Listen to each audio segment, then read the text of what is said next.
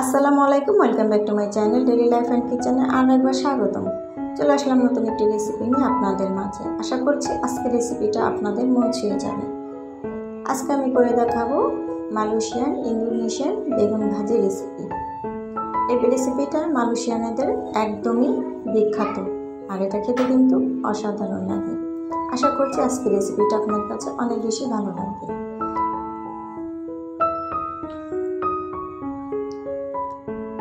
এখানে আমি লম্বা সাইজের বেগুন নিয়েছি আর এটা আমি আগে থেকে ধুয়ে রেখেছিলাম।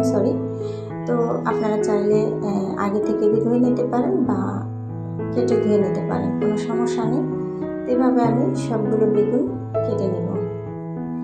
যারা ভিডিওটি এখন পর্যন্ত দেখছেন একটি লাইক দিতে ভুলে গেছেন, অনুরোধ করছি একটি লাইক দিয়ে ভিডিওটি কন্টিনিউ করবেন। এখানে আমি হাফ কেজি পরিমাণের বেগুন নিয়েছি আর এখানে দেখেন খুব সুন্দর মতো কেটে নিয়েছি। এখানে আমি এক টুকরো আদা এভাবে চিকন চিকন করে কেটে নিয়েছি। এখানে 5-6টা রসুন, এখানে কাঁচা পাকা মরিচ, লেমন পাতা আর এটা লেমন ডাঁটা। এটা আমি যখন কষাবো তখন আমি এটা থেতো করে নেব। এখানে একটা টমেটো, এখানে 3-4টা পেঁয়াজ ছোট ছোট আর কি। এখানে নিয়েছি চিংড়ি শুটকি। আপনারা চাইলে যে কোনো চিংড়ি মাছ বা চিংড়ি মাছের মাথা বেটে দিতে পারেন, কোনো সমস্যা নেই। এখানে নিয়েছি ম্যাগি যে চিকেন মশলাটা, ওটা, এখানে চিনি, এখানে লাল মরিচের গুঁড়ো, এখানে লবণ। এখানে আমি একটা পর্যাপ্ত পরিমাণের তেল দিয়েছি প্যানের ভিতরে। তো এখানে আমি বেগুনগুলো ভেজে নিব। যারা ফেসবুক পেজ থেকে দেখছেন চ্যানেলটি ফলো দিয়ে রাখতে পারেন। যারা ইউটিউব চ্যানেল থেকে দেখছেন চ্যানেলটি সাবস্ক্রাইব করে দেওয়ার অনুরোধ রইল। এবার আমি খুব সুন্দর মতো বেগুনগুলো ভেজে নেব। তো দেখেন খুব সুন্দর মতো কিন্তু ভাজা হয়ে গেছে। আর এই রেসিপিটা এত মজার, সবাই আপনার প্রশংসা করবে আর একদম আঙুল চেটে পেটে খেয়ে নেবে, এতটাই মজার হয়। তো আমার ফ্যামিলিতে আমি কিন্তু খুব প্রশংসা পেয়েছি এই বেগুনের রেসিপিটা।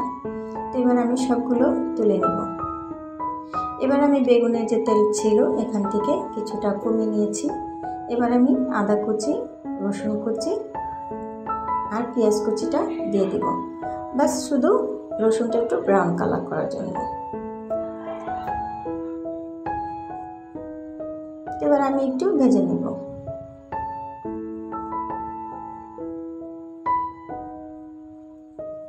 দেখেন আমার কিন্তু রসুনটা একদম ব্রাউন কালার হয়ে গেছে। এই পর্যায়ে আমি বাকিগুলো দিয়ে দিব কাঁচা পাকা মরিচ, দিয়ে দিব টমেটো। এবারে একটু ভেজে নেব। তো ভিডিও দেখতে দেখতে যদি কোনো অংশ আপনাদের কাছে ভালো লেগে যায়, প্লিজ চ্যানেলটি সাবস্ক্রাইব করে আমার ছোট্ট পরিবারে থেকে যেতে পারেন। এখানে আমি লেমন ডাঁটাগুলো দিয়েছি একটু থেতো করে। এখানে আমি ছোট সাইজে যে লেমন পাতা আছে ওটা দিয়েছি। আপনারা যদি বড় আকারে নিতে চান তাহলে সেক্ষেত্রে মাঝখান দিয়ে ফেলে দিতে হবে। তো এবারে একটু ভালো মতো কষিয়ে নেব। অবশ্যই লেমন পাতাটা দিতে হবে সুন্দর একটা ফ্লেভারের জন্য। এখানে আমি চিংড়ি মাছের যে শুটকিটা বাটা ছিল সেটা আমি দিয়ে দিলাম। যারা চিংড়ি মাছের ফ্লেভারটা পছন্দ করে না তারা স্কিপ করে যেতে পারেন, কোনো সমস্যা নেই। এটা এমনিতেই কিন্তু অনেক মজার হয়, তবে চিংড়ি মাছের পেস্টটা দিলে কি হয়, এটা স্বাদ অনেক বেড়ে যায়। এবার আমি বাকি যে মশলাটা আছে ওটা আমি দিয়ে দিব। এখানে লাল মরিচের গুঁড়া দিয়েছি একটু সৌন্দর্যের জন্য।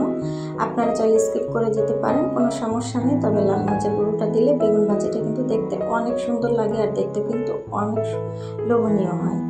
তো এই পর্যায়ে আমি একটু সামান্য পানি দিব, বেশি দিব না, যেহেতু আমার এটা একদম মাখা মাখা হবে সেজন্য। বাস মশলাটা কষানোর জন্য দিচ্ছি।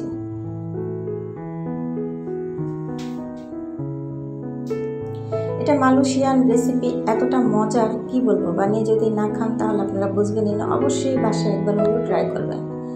এবার আমি ভেজে রাখা যে বেগুন এগুলো আমি দিয়ে দিচ্ছি।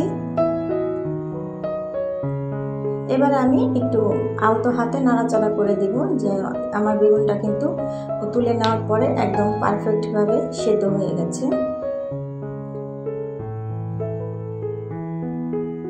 দেখেন গুঁড়া মরিচটা দেওয়াতে কিন্তু একদম খুব সুন্দর একটা কালার চলে আসছে। এখানে হলুদ ব্যবহার করা যাবে না। আর লেমন পাতাটা, লেমন ডাঁটাটা এটা কিন্তু অবশ্যই দিতে হবে সুন্দর একটা ফ্লেভারের জন্য। আর এটা টেস্টটা কিন্তু এই লেমন পাতাতেই। চিনিটা অবশ্যই দিতে হবে। তো দেখেন কতটা লোভনীয় হয়েছে। আমি আবার একটু সামনে থেকে দেখিয়ে দিচ্ছি।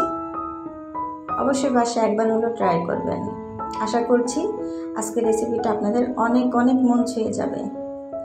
এই তো ফাইনাল লুকিং, দেখেন কতটা সুন্দর হয়েছে।